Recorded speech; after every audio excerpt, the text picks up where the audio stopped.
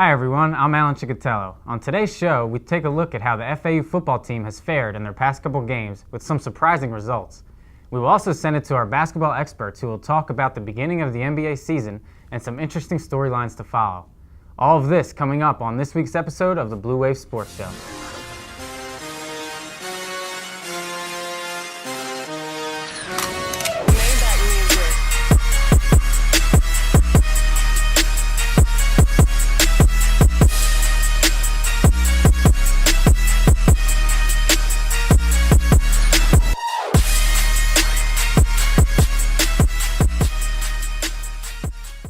This football season has definitely been one to forget, and things didn't get any better during homecoming weekend. FAU returned home from a tough loss to Marshall to take on the Western Kentucky Hilltoppers for their homecoming game on October 29th. Not exactly what the fans were hoping for. The Owls went on the road this past week in hopes of forgetting their homecoming performance and ending their long 7-game losing streak as they squared off with the Rice Owls. FAU beat Rice 42-25 in a game that featured plenty of offense. FAU's Devin Singletary carried the load for the Owls, literally, rushing for 252 yards and 3 touchdowns. He paved the way for FAU to set a record-breaking 657 total yards of offense in a convincing win. The Owls looked to build on their second win of the season when they faced the UTEP Miners this past Saturday. Blue Wave's Hannah Warner was there for the action. Hey sports fans, welcome to the Blue Wave Sports Show. I'm Alan Cicatello. And I'm Allison Falley. We have a jam-packed show for you guys today, so let's get it going. The Marshall Thundering Herd came to FAU Stadium for the first time since winning the 2014 Boca Bowl to take on our Owls. Daphne August was on the field to catch up with the action. I mean, you've had this guy who came in as a freshman, beat Treon Harris for the starting job this year, and has played so well, leading them to being 8th in the country, undefeated, beating some good teams, and now you get this thrown at you where you have to almost completely start over, go back to how you were before with maybe the quarterback who you didn't want necessarily. So it's going to be a real big adjustment, and like you said, I think they're going to lose this week.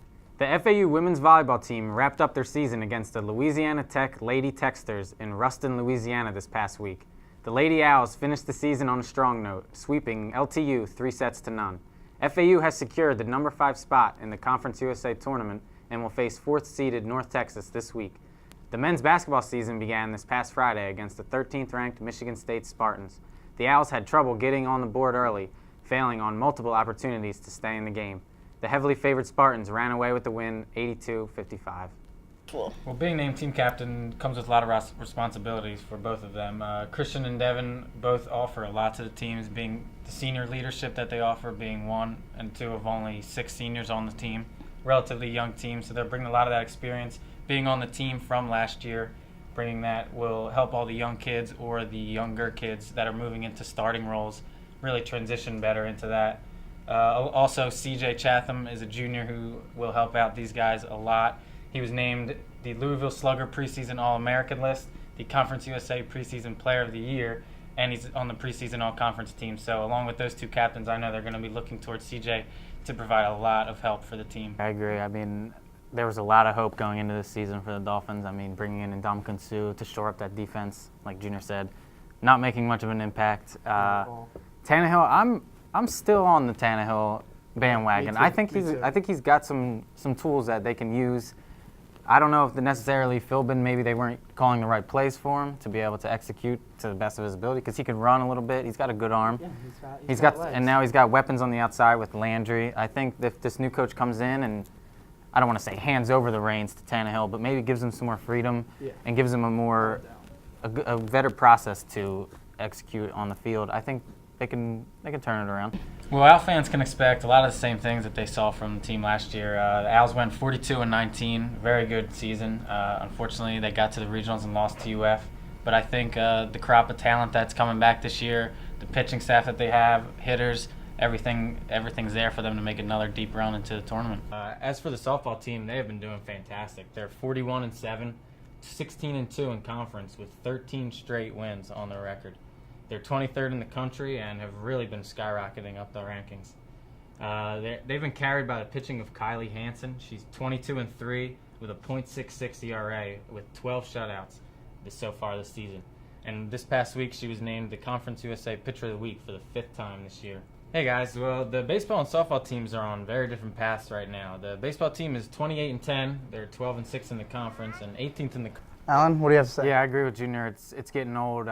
We seem to play really well in the first half. We get out to leads. We're in a lot of the games, and then as the game progresses, it seems, I don't know if we get tired or the execution is just lacking in the later stages of the game, and we blow the leads, and it's very frustrating. I disagree with that.